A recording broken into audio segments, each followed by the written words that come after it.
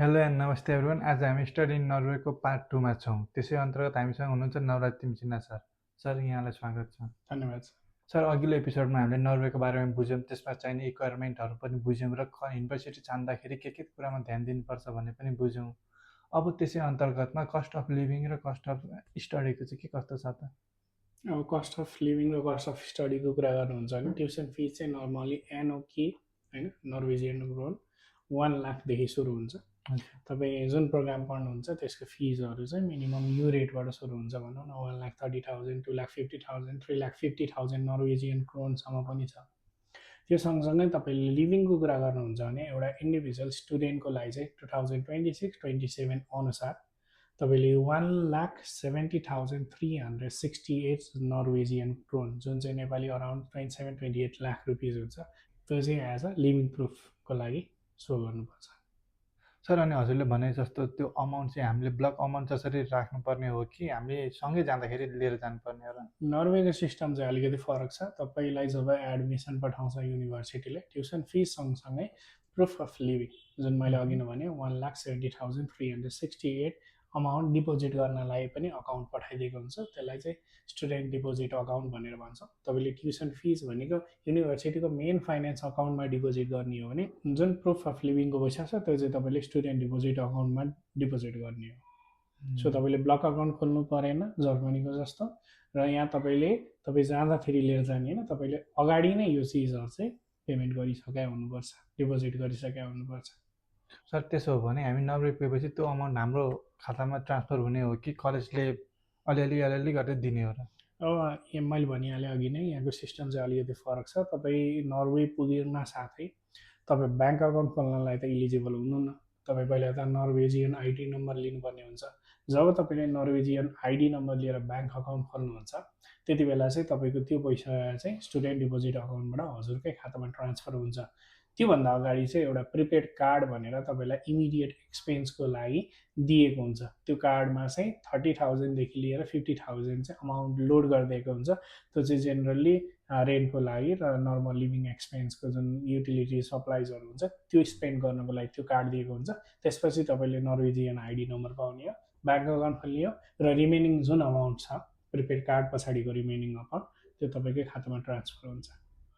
Sir master degree पढ्ने हुँदाखेरि स्टुडेन्टहरूले तपाईँ डिपेन्डेन्ट पनि लान खोज्नुहुन्छ हो, डिपेन्डेन्टको लागि चाहिँ के कस्तो क्राइटेरिया छ, के मिट गर्नुपर्छ, सँगै लान मिल्ने हो कि होइन? अब यस्तो छ नर्वेको केसमा चाहिँ तपाईँले डिपेन्डेन्टसँगै लान पनि मिल्यो, तपाईँ गइसकेपछि पछि अप्लाई गर्नु पनि मिल्यो। सो तपाईँले डिपेन्डेन्ट लिएर जानुहुन्छ सँगै भन्यो भने जुन प्रुफ अफ लिभिङ छ त्यसमा केही अमाउन्ट एडिसनल हुन्छ। जस्तै स्टुडेन्टले चाहिँ 1,70,368 नर्वेजियन क्रोन चाहिँ स्टुडेन्ट डिपोजिट अकाउन्टमा ट्रान्सफर गर्नुपर्ने हुन्छ भने तपाईँको जुन डिपेन्डेन्ट छ उहाँले चाहिँ 1,20,000देखि लिएर 1,50,000 नर्वेजियन क्रोन चाहिँ ब्याङ्क स्टेटमेन्टको थ्रुबाट ब्यालेन्स सर्टिफिकेटको थ्रुबाट चाहिँ एउटा प्रुफ अफ लिभिङ चाहिँ सो गर्नुपर्ने हुन्छ। सो यहाँनिर फाइदा के छ भन्दाखेरि तपाईँ स्टुडेन्ट हुनुभयो भने त्यो अमाउन्ट चाहिँ तपाईँले ट्रान्सफर गर्नु पऱ्यो भने डिपेन्डेन्टले चाहिँ त्यो अमाउन्ट चाहिँ ट्रान्सफर गर्नु परेन। सो यो क्राइटेरिया भयो। अनि अर्को कुरा बुझ्नुहुन्छ भने वर्क लिमिटको कुरा गरौँ। डिपेन्डेन्टले चाहिँ फुल टाइम वर्क गर्न पाउँछ, कुनै पनि रेस्ट्रिक्सन चाहिँ छैन। र तपाईँले चाइल्ड पनि लिएर जानु मिल्छ, विथ डिपेन्डेन्ट चाइल्ड पनि लिएर जानु मिल्छ। चाइल्ड पनि लिएर जानुहुन्छ भने 40,000देखि लिएर 50,000 नर्वेजियन क्रोन चाहिँ एडिसनल एड हुन्छ प्रुफ अफ लिभिङमा। हजुरले भनेअनुसार मास्टर डिग्री पढ्नको लागि त नर्वे धेरै राम्रो रहेछ, डिपेन्डेन्ट पनि लान मिल्ने, विथ चाइल्ड पनि लान मिल्ने भएछ त। हजुर, त्योभन्दा झन् राम्रो त पिएचडी प्रोग्राम छ। हजुर, पिएचडी प्रोग्राम त तपाईँको पेड इम्प्लोइमेन्ट जत्तिकै भयो। तपाईँले अराउन्ड 5 लाख नर्वेजियन क्रोन अनुसार पैसा कमाउनुहुन्छ। त्यो हुँदाखेरि तपाईँले प्रुफ अफ लिभिङ पनि सो गर्नु परेन, प्लस डिपेन्डेन्ट अप्लाई गर्दाखेरि डिपेन्डेन्टले पनि प्रुफ अफ लिभिङ सो गर्नु परेन भनेको कुनै पनि कस्ट लाग्ने भएन। झन् पिएचडी प्रोग्राममा त तपाईँले सजिलै डिपेन्डेन्ट पनि लिएर जानु मिल्छ, कुनै पनि अमाउन्ट पे पनि गर्नु पर्दैन, सो पनि गर्नु पर्दैन। त्यही तपाईँले अलाउन्सको रूपमा त्यो पैसा पाउनु नै हुन्छ र त्यही पैसाले नै जुन नर्वेको क्राइटेरिया छ डिपेन्डेन्टको प्रुफ अफ लिभिङको त्यो मजाले मिट गर्छ। सर अनि यो भनिराख्दाखेरि नर्वेमा लङ टर्म सेटलमेन्टहरूको प्रोसेस के छ, एभरेज टाइम ड्युरेसन कस्तो के लाग्छ त?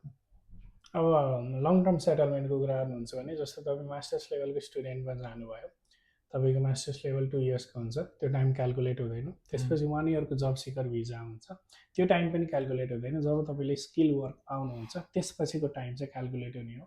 तपाईँले जब सिकर भिजा पछाडि जुन स्किल वर्क पाउनुहुन्छ होइन, त्यसलाई त तपाईँले स्किल वर्क पर्मिटमा पनि चेन्ज गर्नुहुन्छ।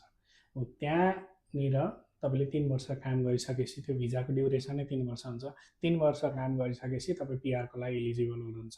त्यसपछि लाएर तपाईँलाई 3,41,373 नर्वेजियन इन पास्ट 12 मन्थ्स त्यति चाहिँ तपाईँले इन्कम गरेको हुनु पऱ्यो। त्यो चाहिँ मिनिमम स्यालेरी थ्रेसहोल्ड भइ नै हाल्यो।